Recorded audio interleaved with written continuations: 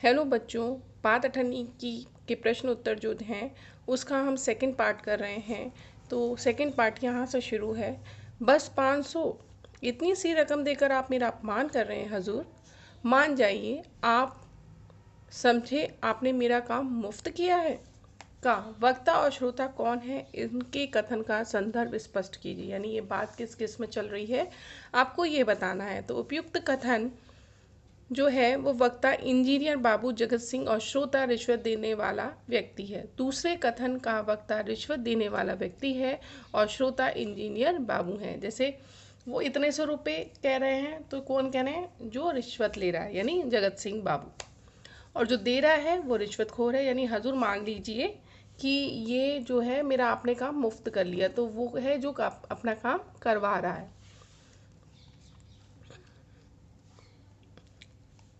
जगत सिंह है यानी बाबू जगत सिंह से कोई काम निकलवाने के बदले में 500 रुपये की रिश्वत देने की बात करता है, परंतु वे कोई बड़ी रकम चाहते थे, इसमें ये प्रतीत हो रहा है। फिर है रसीला उनकी बातचीत को सुनकर क्या समझ गया और क्या सोचने लगा। बाबू जगत सिंह की बात सुनकर उनका नौकर रसीला समझ गया कि भीतर रिश्वत ली जा रही है।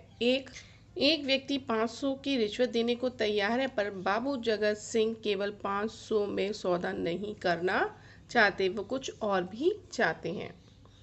फिर आपका है गा प्रश्न कहता है आप मेरा अपमान कर रहे हैं।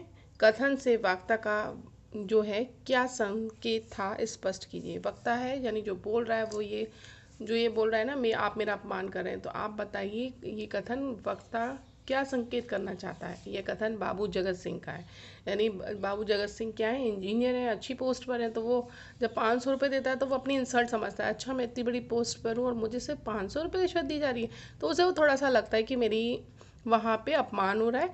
तो वो किस ओर संकेत करता है ये हमें स्पष्ट करना है। तो वो ये कह रहा है कि बाबू जगत सिंह रिश्वत देने वाले व्यक्ति को यह कह रहे हैं कि काम करवाने के लिए 500 की रकम बहुत कम है, इतनी रकम लेना तो मेरे लिए अपमान की बात है। केवल 500 रुपये स्पष्ट, यानी 500 रुपये में आपका यह काम नहीं करूँगा, क्योंकि वो ये क्या समझते हैं, अपना अपमान समझते हैं, इसलिए वो ये बात कह रहे हैं। फिर आपसे पूछता है उपयुक्त पंक्तियों में समाज में व्याप्त किस बुराई की ओर संकेत किया जा रहा है, इस बुराई का समाज पर क्या प्रभाव पड़ता है। बच्चों, ये हम सब देखते हैं कि जब आपको रिश्वत ली जाती है तो कुछ लोग तो दे देते हैं आसानी से, लेकिन कुछ लोग अपना काम बड़ी मुश्किल से करा पाते हैं क्योंकि उनके पास देने के लिए रिश्वत नहीं होती है ना। तो ये बुराई ही है एक समाज में, जो रिश्वत यानी काम आप सरकारी तनख्वाह ले रहे हैं तो आपको रिश्वत की कोई ज़रूरत नहीं है, यानी आप ऊपरी इनकम नहीं लेंगे, लेकिन फिर भी आप ऐसा काम कर रहे हैं, तो ये समाज में बुराई ही है। क्योंकि आपको सरकार एक तनख्वाह देती है, आप लोगों का काम करिए, लेकिन वही वो आपसे पूछना चाह रहा है लेखक कि ऐसा क्या प्रभाव पड़ता है और उपयुक्त संकेत वो किस बुराई की ओर करता है। तो देखते हैं। इन पंक्तियों में समाज में व्याप्त रिश्वत लेने वाला एवं भ्रष्टाचार जैसी बुराई की ओर संकेत किया गया है। इस बुराई का समाज पर बहुत बुरा प्रभाव पड़ता है। समाज के उच्च प्रतिष्ठित पदों पर आसीन लोग रिश्वत लेकर ऐशो आराम का जीवन व्यतीत करते हैं, जबकि मेहनती परंतु निर्धन व्यक्ति ईमानदारी से काम करता है, पर फिर भी उनके हाथ कुछ नहीं लगता। इसमें आपने पढ़ा कि जो जगत सिंह बाबू हैं वो रिश्वत लेते हैं और आलीशान कमरों में एसी में सो रहे होते हैं, और वहीं उनका जो नौकर होता है वो देखा आपने कि कैसा जीवन जीता है कि उसके पास कुछ भी पैसे नहीं होते, जबकि वो पूरी ईमानदारी से काम करता है। तो ये समाज की बहुत बड़ी बुराई है, जिसे आगे समाज अगर सुधारेगा तो समाज का कल्याण होगा। नेक्स्ट है बस इतनी सी बात, हमारे शेख साहब तो इतने इनके भी गुरु हैं। अब आपने ये जो चैप्टर पढ़ा था तब ये दोनों बातें किस किस के बीच हुई थी, आपको ये बताना पड़ेगा। वक्ता और श्रोता कौन है और दोनों का परिचय दीजिए। देखिए, वक्ता है रमज़ान, यानी मान लीजिए रसीला बाबू क्या कर रहे हैं, वो अपने फ्रेंड को बताते हैं कि इंजीनियर साहब ने ऐसा ऐसा किया, तो वो कहते हैं बस तुम्हारे ने तो इतना ही किया, मेरे तो उसके भी गुरु हैं। वो इस तरह से बताता है। तो अब शुरू करते हैं इनका। वक्ता रमज़ान और श्रोता रसीला है। रसीला इंजीनियर बाबू जगत सिंह के यहाँ नौकरी करता था। उनका वेतन 10 रुपये था। यह आपका परिचय हो गया, क्योंकि आपसे पूछा गया वक्ता और श्रोता कौन, आपने बता दिया और उनका परिचय भी दे दिया। नेक्स्ट है, वो कहता है कि बस इतनी सी बात, पंक्ति का व्यंग स्पष्ट कीजिए। यानी व्यंग क्या है, कटाक्ष किया गया है आपको इस बात के लिए। यानी आपको ये सूक्ति दी गई है छोटी सी, बस इतनी सी बात, और इसको आपको एक पैराग्राफ बनाना है, यानी कंप्लीट बताना है। जब रसीला ने रमजान से अपनी मालिक बाबू जगत सिंह द्वारा ली जाने वाली रिश्वत की बात बताई तो रमजान बोला कि यह तो कुछ भी नहीं, तुम अपने मालिक को केवल 500 रुपये की रिश्वत लेकर देखकर परेशान उठे, मेरे यहाँ तो रोज ऐसा ही होता है। नेक्स्ट है, शेख साहब तो उनके भी गुरु हैं। वाक्य में शेख साहब उनके शब्दों का प्रयोग किस किस के लिए किया गया है, उनके भी गुरु हैं, पंक्ति द्वारा क्या व्यंग किया गया है। जिसे कहते हैं ना, अरे इतना भी नहीं, ये तो तुम्हारा भी गुरु है शैतानी में, कहते हैं। तो वही आपको कह रहे हैं कि इस वाक्य में शेख साहब जिला मजिस्ट्रेट शेख क्या है, सलीमुद्दीन हैं, यानी जो मजिस्ट्रेट हैं उनका नाम है शेख सलीमुद्दीन। रमज़ान उनके यहाँ चौकीदार है और वहाँ पर काम करता है। इंजीनियर बाबू जगत सिंह के लिए प्रयोग किया गया है, बाबू जगत सिंह के लिए, वो कहते हैं ना बाबू, तो वो किसके लिए आ गए, जगत सिंह के लिए। रमज़ान रसीला से कहता है कि उसके मालिक शेख साहब तो बाबू जगत सिंह से भी कहीं आगे हैं, जहाँ हमारे यहाँ आप ही एक शिकार फंसा और वह 1000 रुपये से कम रिश्वत नहीं लेते। फिर हम आते हैं घा पर। वक्ता ने शेख साहब के संदर्भ में श्रोता से अपनी विवशता के संबंध में क्या क्या कहा। बच्चों, ये बहुत ही व्यंगपूर्ण कहानी है और आपको ये बताया गया है कि ईमानदार व्यक्ति किस तरीके से अपनी जीवनचर्या को करता है और जो रिश्वत लेने वाला महलों में किस तरह शौक करता है। तो आप इस पाठ से ज़रूर कुछ सीख लीजिएगा और आने वाले भविष्य में जब भी आप किसी पद पर बैठें तो आप बहुत ही ईमानदारी से अपना कार्य करें, ताकि समाज अच्छा बने और लोग आपका उदाहरण दें। वक्ता रमज़ान रसीला से कहता है कि शेख साहब जैसे लोग खुलेआम रिश्वतखोरी करते हैं, जब कोई शिकार फंसता है तो उससे रिश्वत के रूप में अच्छी खासी रकम वसूल लेते हैं। पता नहीं उनके इन कर्मों का फल उन्हें मिलेगा या नहीं, परंतु ऐसी ही कमाई के कारण लोग कोठियों में रहते हैं और एक हम है कि दिन रात परिश्रम करते हैं। राइट। देखिए, दोनों दोस्तों की वार्ता हो रही है और वो कितनी दयनीय स्थिति में आपस में बात कर रहे हैं। भैया, गुनाह का फल मिलेगा या नहीं ये तो भगवान जाने, पर ऐसी ही कमाई से कोठियों में रहते हैं और एक हमें की परिश्रम करने पर भी हाथ कुछ नहीं आता। उपयुक्त कथन किसने किससे कब और क्यों कहा। उपयुक्त कथन रमज़ान ने कहा, जो जिला मजिस्ट्रेट शेख सलीमुद्दीन का चौकीदार था। उसने ये शब्द पड़ोस में रहने वाले इंजीनियर बाबू जगत सिंह के नौकर रसीला से कहा। जब रसीला ने उसे अपने मालिक को रिश्वत लेने की बात बताई तो रमज़ान कहता है कि रिश्वत के धन से ऐशो आराम की ज़िंदगी तो दी जाती है, मेहनत से कमाया धन केवल 2 वक्त की रोटी ही दे पाता है। वक्ता का संकेत किस गुनाह की ओर है और वह गुनाह किसने किया था और कैसे।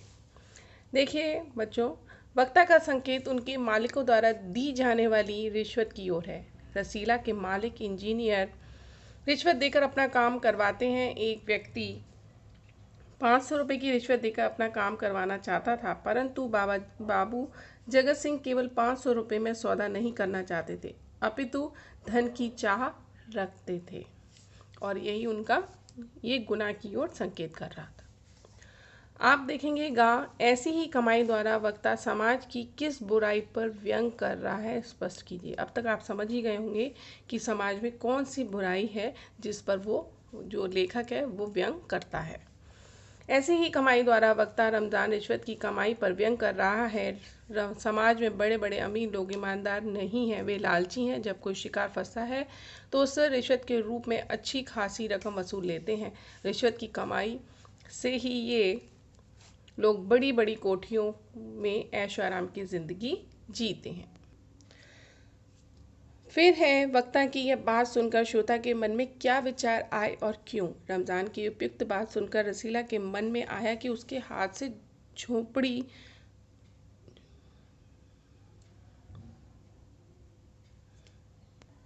सॉरी बच्चों, हाथ से सैकड़ों रुपए निकल गए पर कभी भी उसका धर्म नहीं बिगड़ा।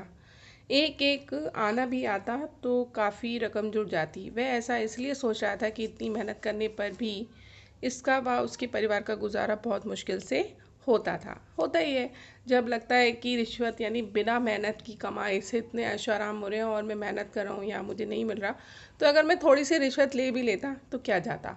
उसके मन में ये विचार आ रहा था। लेकिन ऐसा वो इसलिए कर रहा था क्योंकि उसके पास ज़्यादा गरीबी थी और वो देख रहा था कि इन लोगों को कुछ नहीं हो रहा, यानी इनको कोई पनिशमेंट नहीं है। इस वजह से उसके मन में ये ख्याल आया। नेक्स्ट है, रसीला ने तुरंत अपना अपराध स्वीकार कर लिया। उसने कोई बहाना नहीं बनाया। रसीला का मुकदमा किसकी अदालत में पेश हुआ, उनका परिचय दीजिए। देखिए, बड़ी ही विडंबना है कि जब उसने कुछ पैसे चुरा लिए तो उसको उसी के मालिक ने, जो खुद रिश्वतखोर है, उसने उसे मतलब मुकदमा कर दिया, अदालत भेज दिया और खुद मतलब क्या कहा जाए समाज के ऐसे लोगों के लिए। तो ये लेखक का जो पूरा चैप्टर लिखने का तात्पर्य यही है कि बच्चे से पढ़ें और समझें कि आपको अपने समाज को कैसे समृद्ध और अच्छा बनाना है। रसीला का मुकदमा किस अदालत में पेश हुआ, तो रसीला का मुकदमा शेख सलामुद्दीन यानी जो बहुत ही बड़े रिश्वतखोर थे उनकी अदालत में चला जाता है। कचहरी में पेश हुआ, जो बाबू जगत सिंह के पड़ोस में रहते हैं। रिश्वत लेने की मामले में वे बाबू जगत सिंह के भी गुरु थे। वे किसी का भी काम करवाने के बदले अच्छी रकम ऐंठ लिया करते थे। अब है नेक्स्ट खा कह रहा है कि रसीला का क्या अपराध था, उसने उसे तुरंत स्वीकार कर लिया। इससे उसके चरित्र की क्या विशेषता की वो संकेत होता है। एक दिन इंजीनियर बाबू ने रसीला से 5 रुपए की मिठाई मंगवाई। उसने 4.5 रुपए की मिठाई खरीदी और अठन्नी बचाकर रमज़ान को लौटा दी। फिर आकर बाबू जगत सिंह को एक हुआ मतलब शक हुआ कि मिठाई 5 रुपए की नहीं बल्कि कम की है। डांटने पर रसीला ने अपना अपराध स्वीकार कर लिया। रसीला बहुत ईमानदार था। उसे पता था कि उसने गलती की है और उसने माफ़ करने की विनती भी की। देख रहे हैं आप, कहाँ 500,000 का रिश्वत चलती है और बेचारे ने अठन्नी ही ली थी और उसको जेल पहुंचा दिया गया। नेक्स्ट है, रसीला क्या क्या बहाने बनाकर अपने को बेकसूर साबित कर सकता था, पर उसने ऐसा क्यों नहीं किया। रसीला ने कचहरी पर अपना गुनाह कबूल कर लिया था कि उसने अठन्नी की बेईमानी की है। उसने बहाना न बनाया। यदि वह चाहता तो ऐसा कर सकता था, लेकिन यह है इसलिए वह नौकरी नहीं करना चाहता था, इसलिए हलवाई से मिलकर उसे फंसाया जा रहा है। रसीला सीधा आदमी था। वह जानता था कि वह अपराध पहले ही हो चुका है। वो मतलब ऐसा कुछ नहीं करना चाहता था कि वो बहाने बनाए या वो करे। वो ईमानदार था, तो उसके दिल में आया नहीं यार मैंने किया तो गलत ही है, इसलिए वो अपना मतलब स्वीकार भी कर लेता है अपना अपराध को। और वो पहले ही मानता है कि मैं एक अपराध तो कर ही चुका हूँ और दूसरा क्यों करूँ, इसलिए वो ऐसा कर देता है। नेक्स्ट है कि रसीला को कितनी सज़ा हुई, न्याय व्यवस्था पर टिप्पणी कीजिए। अब आप देखेंगे कि कानून व्यवस्था कैसी है हमारी। रसीला को 6 महीने का कारावास का दंड मिला। लेखक ने न्याय व्यवस्था पर करारा व्यंग किया है। सजा देने वाले शेख सलामुद्दीन स्वयं एक रिश्वतखोर थे जो बड़ी से बड़ी घूस लिया करते थे। कुछ दिन पूर्व ही उन्होंने एक आदमी से 1,000 रुपये की रिश्वत ली थी। उन्होंने उसी रुमाल से मुंह पोंछा जिसमें उन्होंने रिश्वत के रुपए रखे थे। फिर आप देखेंगे, फैसला सुनकर रमज़ान की आंखों में खून उतर आया। रमज़ान कौन था, उनका परिचय दीजिए। रमज़ान शेख सलामुद्दीन के यहाँ चौकीदार था। वह रसीला का बहुत अच्छा मित्र था। वह एक गरीब परंतु ईमानदार तथा सहृदय वाला आदमी था। फैसला किसने सुनाया था, उसके चारित्रिक विशेषताओं पर प्रकाश डालिए। देखिए, आप जानते ही हैं, जिला मजिस्ट्रेट यानी फैसला जिला मजिस्ट्रेट शेख सलामुद्दीन ने सुनाया था। वह एक रिश्वतखोर आदमी थे। उन्हें फलों का शौक था।